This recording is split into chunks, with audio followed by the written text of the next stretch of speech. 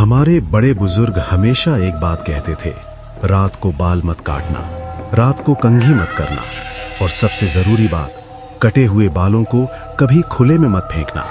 नाखून और बाल ये हमारे जिस्म का वो हिस्सा होते हैं जो हमारे मरने के बाद भी सालों तक जिंदा रहते हैं, सड़ते नहीं हैं, खत्म नहीं होते। इनमें हमारी ऊर्जा होती है, हमारा अंश होता है। आम इंसान के लिए ये सिर्फ कचरा है, पर काला जादू और तंत्र की दुनिया में ये सबसे ताकतवर हथियार हैं। किसी इंसान को बर्बाद करने के लिए उसका एक बाल ही काफी होता है, पर सोचो क्या होगा अगर कोई तांत्रिक किसी एक इंसान का नहीं बल्कि पूरे गांव के लोगों के बाल जमा कर ले, उन हजारों लाखों बालों को जोड़कर एक ऐसी चीज बना दे जिसका कोई जिस्म ना हो, कोई हड्डी ना हो, कोई मांस ना हो, जो सिर्फ और सिर्फ काले घने बेजान बालों का एक जिंदा गुच्छा हो। आज मैं तुम्हें उसी भयंकर शक्ति की कहानी सुनाऊंगा जिसे केशवा कहते हैं। एक ऐसा क्रीचर जो जमीन पर नहीं चलता, जो दीवारों और छत पर रेंगता है, और जिसका शिकार करने का तरीका इतना खौफनाक है कि सुनकर तुम्हारी सांस अटक जाएगी। ये कहानी बिहार के एक पुराने गांव बिशनपुर की है। साल 2019 की बात है। गांव के ठीक बीच में एक पीपल के पेड़ के नीचे मोहन की नाई की दुकान थी।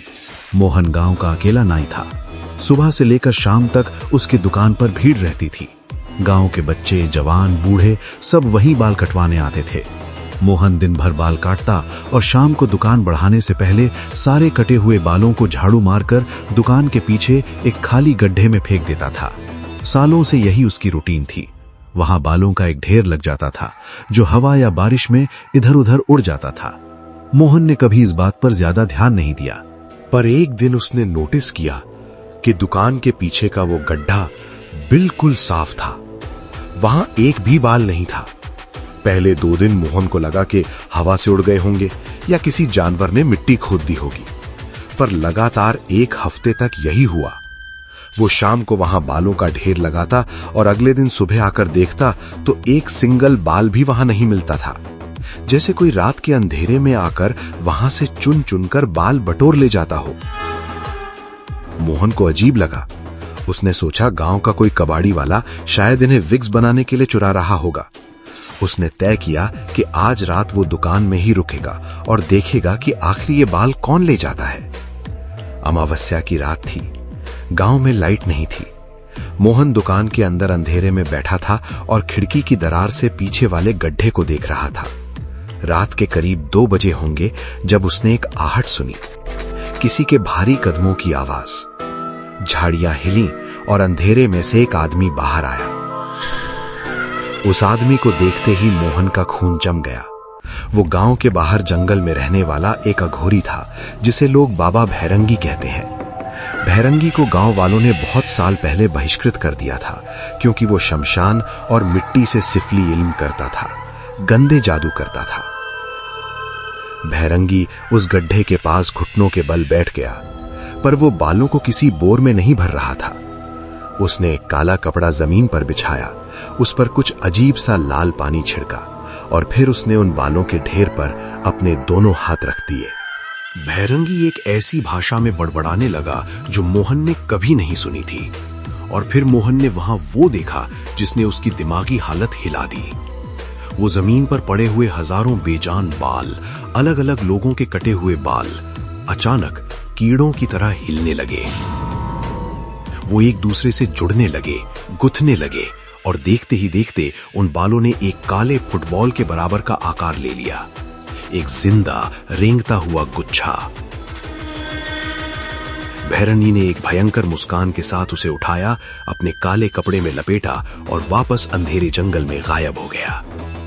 मोहन डर के मारे पूरी रात दुकान से बाहर नहीं निकला।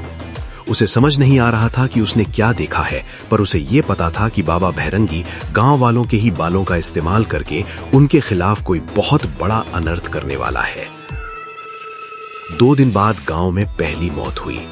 गांव का एक जवान लड़का सुरेश, जो बिल्कुल ठीक था, सुबह अपने बिस्तर पर मरा हुआ मिला। पुलिस आई, डॉक्टर आए, हार्ट अटैक बोलकर फाइल बंद कर दी गई।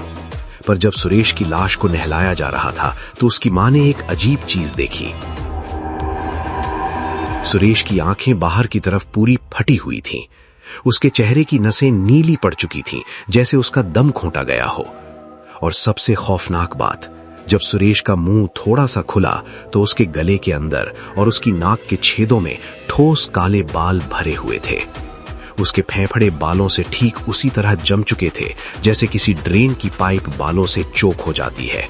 मोहन जब सुरेश के जनाजे पर गया तो उसकी नजर उन बालों पर पड़ी जो सुरेश के मुंह से निकाले गए थे। मोहन की सांस अटक गई। उन काले बालों के गुच्छे में एक सफेद बाल था, लंबा सफेद बाल, जो ठीक उसी तरह का था जैसा उसने 2 दिन पहले ही गांव के सरपंच का काटा था। मोहन को पूरी इक्वेशन समझ आ गई। बहरंगी ने उन बेजान बालों में काला जादू फूंक कर एक शैतान पैदा कर दिया था, केशवा। एक ऐसा क्रीचर जिसका कोई वजूद नहीं था, जो किसी दीवार, किसी छत पर चिपक कर चल सकता था, जिसे तलवार, डंडा या गोली से नहीं मारा जा सकता था। और केशवा का शिकार करने का तरीका इतना भयानक था कि वो सोते हुए इंसान के ठीक ऊपर छत पर जाकर चिपक जाता था। केशवा छत से एक मकड़ी के जाले की तरह धीरे धीरे नीचे आता, सोते हुए इंसान के चेहरे पर बैठता, उसकी नाक और मुंह के रास्ते उसके फेफड़ों में घुस जाता, सांस की नली को पूरी तरह चोक कर देता और इंसान अपने ही बिस्तर पर तड़प तड़प कर बिना किसी आवाज के मर जाता। मोहन जानता था कि केशवा गांव के लोगों के ही अंश से बना है और कल रात उसने अपना ही एक बाल काटकर उस ढेर में फेंका था। केशवा उसे ढूंढते हुए जरूर आएगा। मोहन ने फैसला किया कि वो गांव वालों को मरने नहीं देगा। बालों का सिर्फ एक ही दुश्मन होता है, आग। मोहन ने उस रात दुकान नहीं बढ़ाई। उसने मिट्टी के तेल का एक पूरा डब्बा लिया और दुकान के आसपास की जमीन और दीवारों पर छिड़क दिया। एक लाठी पर कपड़ा बांधकर उसने एक मशाल बनाई और दुकान के ठीक बीच में चेयर डालकर बैठ गया। रात के 3 बज चुके थे। गांव में सन्नाटा था, हवा चलना बंद हो गई थी। तभी दुकान की टिन की छत पर एक आहट हुई। किसी जानवर के चलने की आवाज नहीं, बल्कि किसी खुरदुरी चीज के घिसटने की आवाज, सरसराहट। मोहन ने ऊपर देखा। दुकान की छत पर एक बहुत बड़ा काला धब्बा चिपका हुआ था। वो धब्बा कोई साया नहीं था, वो हजारों लाखों बालों का एक जिंदा समुंदर था जो छत पर रेंग रहा था। केशवा का आकार अब फुटबॉल से बढ़कर एक पूरे इंसान जितना बड़ा हो चुका था। उस काले बालों के गुच्छे के बीच में से सुरेश की आवाज आ रही थी, एक घुटती हुई, तड़पती हुई आवाज जो उसने मरते वक्त निकाली होगी। केशवा ने मोहन को देखा और छत से सीधा मोहन के चेहरे की तरफ छलांग लगा दी। वो बालों का घना जाल मोहन के मुंह पर आकर चिपक गया। मोहन को लगा जैसे हजारों सुइयां उसके चेहरे को छेद रही हैं।